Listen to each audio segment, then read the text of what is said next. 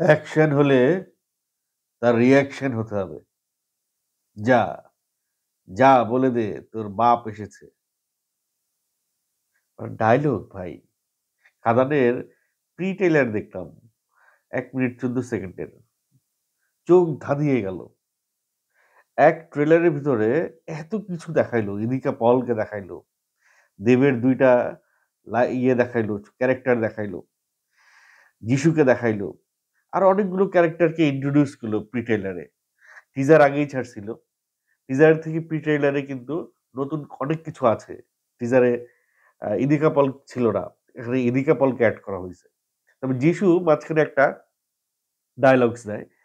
সেই ডায়ালগটা হচ্ছে এরকম যে, আ লোকের মুখে শুনেছিলাম যে ও দেখতে ওর বন্ধুর মতো।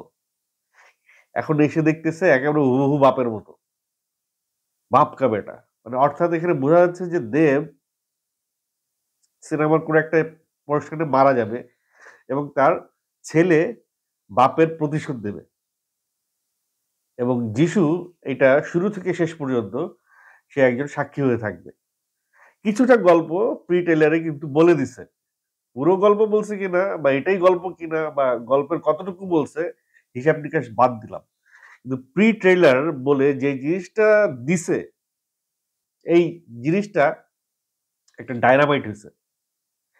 কি বিজিএম, কি অ্যাকশন, কি কালার, কি কস্টিউম, লোকেশন প্রত্যেকটা ডিপার্টমেন্ট আমার কাছে মনে হইছে যে একেবারে ট্রিমেন্ডাস, ট্রিমেন্ডাস টাইটেল সংটা মানে একটা আলাদা ভাইব ক্রিয়েট করে শরীরের ভিতরে, একটা এনার্জি জেনারেট করে। অ্যাকশন সিকোয়েন্স গুলা মানে রেগুলার অ্যাকশন সিকোয়েন্স হইলেও কোথায় জানি একটা ডিফারেন্ট একটা প্যাটার্ন আছে অ্যাকশনের। এখন আর ওই অ্যাকশনের ভিতরে ওই যে ভারী অস্ত্র নিয়ে ওই জিনিসটা নাই। এখন অস্ত্রের খেলাটা চলে গেছে একটা সিঙ্গেল কোনো একটা আ হাতিয়ারের উপরে।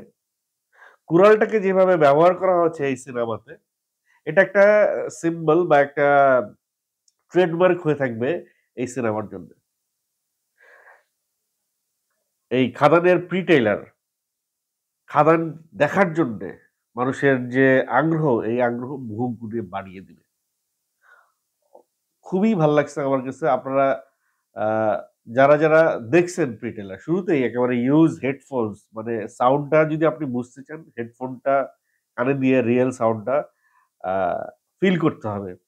এবং যিশুকে ফার্স্ট এ দেখানো হয়েছে দেবের সঙ্গে যখন দেখানো হয়েছে যিশুর ইয়াং গেটআপ। পরবর্তীতে আবার দেখানো হচ্ছে যিশুর ওল্ড গেটআপ।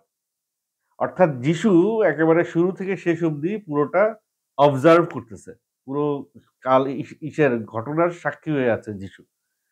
এবং কয়েকটা ক্যারাক্টার আছে এখানে অ্যা সম্ভবত নেগেটিভ ক্যারাক্টার করছে। আমি তাদের নাম জানি না। বাট ট্রিমেন্ডাস তাদের এক্সপ্রেশন, তাদের চাহনি সবকিছু মিলিয়ে মানে আ চারপাশের অ্যাম্বিয়েন্স সব এভরিথিং সেট-টেট সবকিছু মিলে একেবারে A ক্লাস, একেবারে টপ নচ। প্রি-ট্রেইলার যদি হয় এরকমই হওয়া উচিত। ভিডিওগ্রাফি থেকে শুরু করে এভরিথিং খুবই একেবারে টপ ক্লাস হইছে। একটা কমেন্ট আমার একজন করছে। কমেন্টটা নিয়ে কিছু কথা বলতে হয়। এই যখন খাদানের বিষয়টা আসলো। সেটা হচ্ছে যে দেবের সিনেমার পাবলিসিটি থেকে দেবের খাদানের পাবলিসিটি থেকে বাংলাদেশের নায়ক এবং পরিচালকদের শিখতে হবে যে কিভাবে সিনেমার পাবলিসিটি করতে হয়। আমারই এক কনটেন্টের নিচে একজন কমেন্ট করেছেন। এবং তিনি আরো বলেছেন যে আ দেব যেভাবে প্রত্যেকটা গানের রিলিজ প্রোগ্রাম করছে, গান রিলিজ প্রোগ্রাম করছে, বিভিন্ন জায়গায় ইভেন্ট করছে।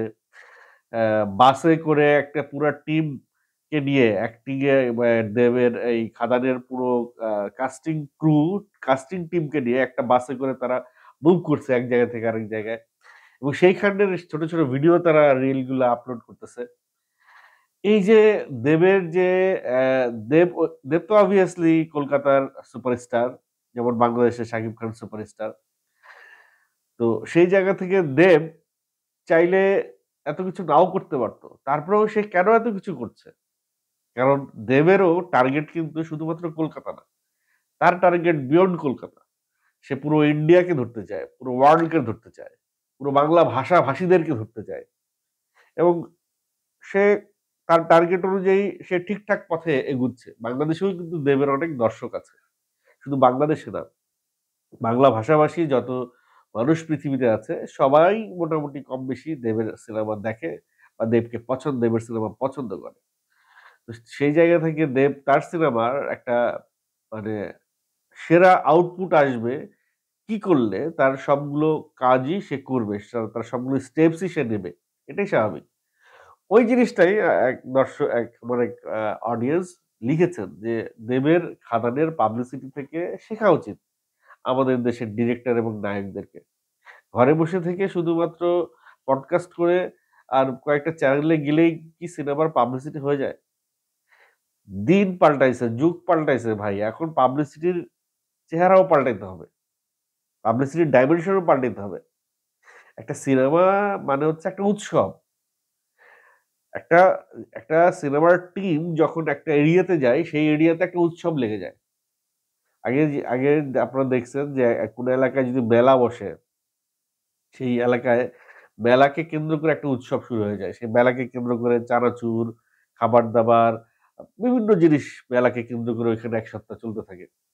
তো একটা সিনেমা যখন আসে, একটা ভালো সিনেমা যখন আসে, সেই সিনেমাকে কেন্দ্র করে ১ মাস, ২ মাস বা ৩ মাস ওই সিনেমাকে কেন্দ্র করে কিন্তু বিভিন্ন উৎসব, বিভিন্ন আমেজ চলতে থাকে। তো সেই উৎসব এবং আমেজকে পরিপূর্ণতা রূপ দেওয়ার জন্যে ডিরেক্টর, প্রোডিউসার, অ্যাক্টর, নায়ক, নায়িকা, পরিচালক এবং প্রযোজক সবার কিন্তু একটা মুখ্য ভূমিকা থাকতে হবে। সবার একাগ্র চেষ্টা থাকতে হবে। শুধুমাত্র সিনেমা বানায়া বইসা রইছি, আমি খুব ভালো একটা সিনেমা বানাইছি আর মানুষ আইসা সিনেমা দেখে চলে যাবে। এই চিন্তা থেকে বেরিয়ে আসতে হবে। এই চিন্তার কোনো ইয়ে নাই। আ এই মুহূর্তে কোনো ভ্যালু নাই। আমরা রিসেন্ট একটা সিনেমা দেখলাম 36, 24, 36 মোটামুটি ভালো মানের একটা সিনেমা। কিন্তু কোনো পাবলিসিটি নাই। মানুষ জানেই না, অনেক মানুষ জানেই না যে এই নামের একটা সিনেমা আছে। সো পাবলিসিটি না থাকার কারণে, প্রপার পাবলিসিটি না থাকার কারণে সিনেমাটা কিন্তু মারা খাইল। ঠিক এরকম দরদ একেবারে লাস্ট আরো একটা উদাহরণ, পাবলিসিটি ঠিকমতো না হওয়ার কারণে উল্টা নেগেটিভ পাবলিসিটি হওয়ার কারণে মানে অরণ্যবাবুর চাপাবাজির কারণে মোটামুটি সিনেমাটা একটা ধরা খাইছে। তো ডিরেক্টর এবং অ্যাক্টর এবং প্রোডিউসার এদেরকে ঠিকঠাক পাবলিসিটিটা করতে হবে এবং দেবের খাদানের publicity I just loved it। ২০ তারিখে খাদান রিলিজ হবে। এর আগেই দেখেন গানগুলা দিয়ে ফেলছে, আ প্রি ট্রেইলার পর্যন্ত দিয়ে ফেলছে। ২-১ দিনের মধ্যে ট্রেইলার দিয়ে ফেলবে। বিভিন্ন জায়গায় তারা দৌড়াইতেছে, বিভিন্ন জায়গায় তারা প্রোগ্রাম করতেছে, ইভেন্ট করতেছে। আ মানে খাদান নিয়ে কনটেন্ট এর এখন অভাব হবে না। এখন সবাই কিন্তু খাদানকে নিয়ে, খাদানের কনটেন্ট নিয়ে পড়ে থাকবে। সর্বশেষ যে আ যে বিষয়টা দেখলাম প্রি ট্রেইলারে আ যেই ভাইবটা ক্রিয়েট হইলো, এই ভাইবটা যদি আরো ১৫ দিন ধরে রাখতে পারে, আমার মনে হয় খাদান উইল বি আ ব্লকবাস্টার এবং দেব খাদান দিয়ে আবার, আবার অ্যাকশন হিরো হিসেবে আবার কামব্যাক করবে এবং শুভকামনা রইলো খাদানের জন্যে, শুভকামনা রইলো দেবের জন্যে।